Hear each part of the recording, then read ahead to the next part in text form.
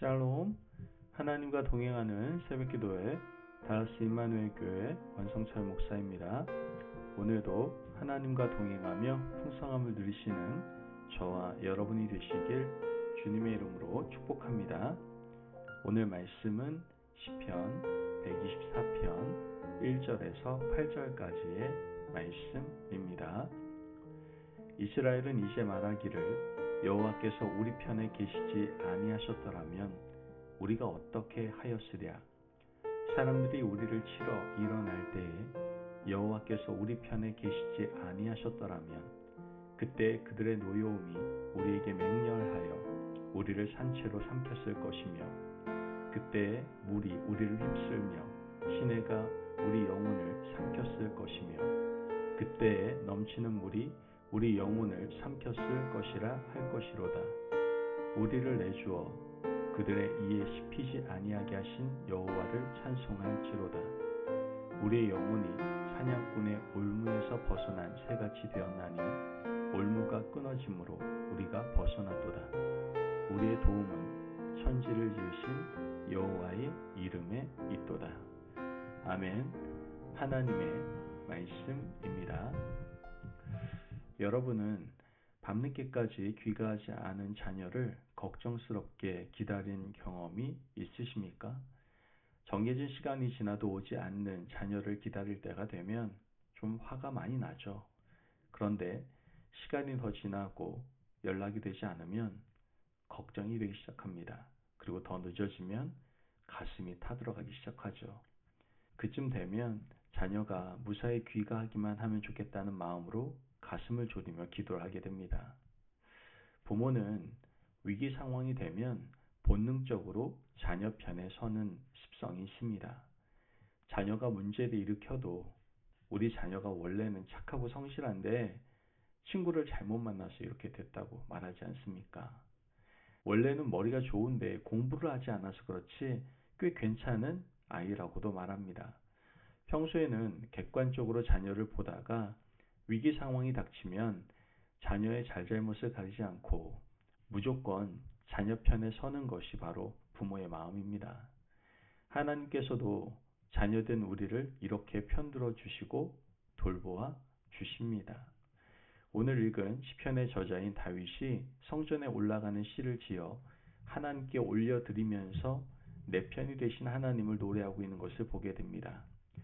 그가 잘했건 잘못했건 간에 하나님의 자녀인 다윗이 위기에 처해 있었기 때문에 하나님께서 다윗을 돕고 살리십니다. 다윗은 이러한 하나님의 위대한 사랑을 노래하고 있는데요. 1절 말씀을 보면 이스라엘은 이제 말하기를 여호와께서 우리 편에 계시지 아니하셨더라면 우리가 어떻게 하였으랴.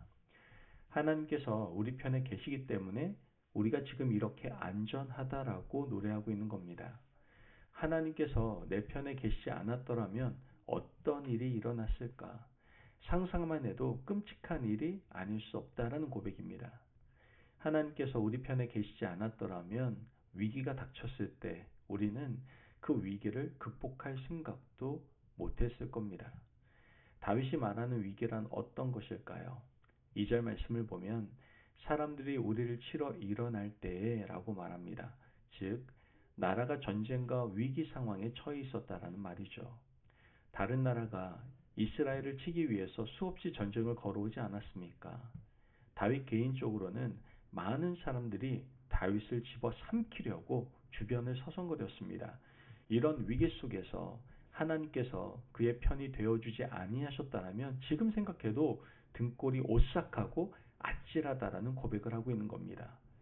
계속해서 다윗의 상황을 말합니다. 3절 말씀을 보면 그때 그들의 노여움이 우리에게 맹렬하여 우리를 산채로 삼켰을 것이며 개인적으로 사울의 위협이 그랬고요. 국가적으로 많은 나라의 위협이 그랬습니다. 다윗은 이 많은 어려움을 이런 식으로 표현했습니다. 조금 더 은유적으로 표현하는 4절을 보면 그때 물이 우리를 휩쓸며 시내가 우리 영혼을 삼켰을 것이며 라고 말을 하죠.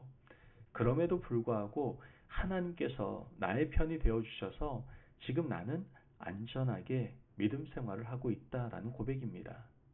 내가 지금 두 다리가 멀쩡하고 건강해서 하나님의 성전에 올라가며 주를 찬양하고 있는 이 현실이 하나님이 함께 하시지 않았으면 도무지 일어날 수 없는 사실이었다라고 노래를 하는 겁니다. 6절 말씀을 보면 우리를 내주어 그들의 이에 씹히지 아니하게 하신 여호와를 찬송할지로다. 만약 하나님이 우리의 잘못과 시시비비를 따져서 우리를 심판하시고 원수의 손에 내어주셨더라면 나는 지금 안전하게 살지 못했다라는 겁니다. 물론 다윗이 잘한 것도 있지만 잘못한 일도 얼마나 많았습니까? 하지만 하나님께서는 다윗의 잘못에 따라서 때마다 심판하지 않으시고 일단은 위기 상황이 되면 사랑하는 자녀를 품어주셔서 하나님의 날개 아래 안전하게 피하게 해주셨다라는 것이죠. 아브라함에게도 하나님께서는 이런 은혜를 주셨습니다. 하나님께서는 아브라함과 그의 가족을 가나안 땅으로 인도하셨습니다.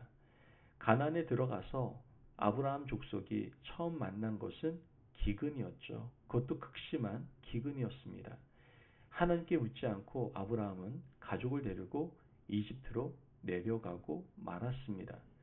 이집트에 내려갈 때 아내 사라를 빼앗길까 두려워 누이라고 거짓말을 했습니다. 그런데 이 거짓말이 화근이 되어 바로에게 아내를 빼앗기게 되었죠. 아브라함이 잘못한 거 아닙니까? 약속의 땅을 자기 마음대로 떠났고 거짓말까지 했습니다. 아내를 빼앗겨도 정말 말할 수 있는 자격이 없는 사람입니다. 하지만 하나님께서는 바로의 꿈에 나타나셨죠. 지금 내가 데려온 여인은 남편이 있는 여인이다.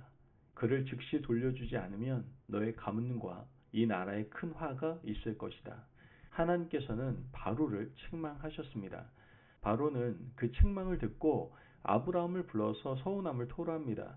아니, 어떻게 내가 나에게 이렇게 할 수 있느냐? 어떻게 내가 나에게 이런 거짓말을 할 수 있느냐?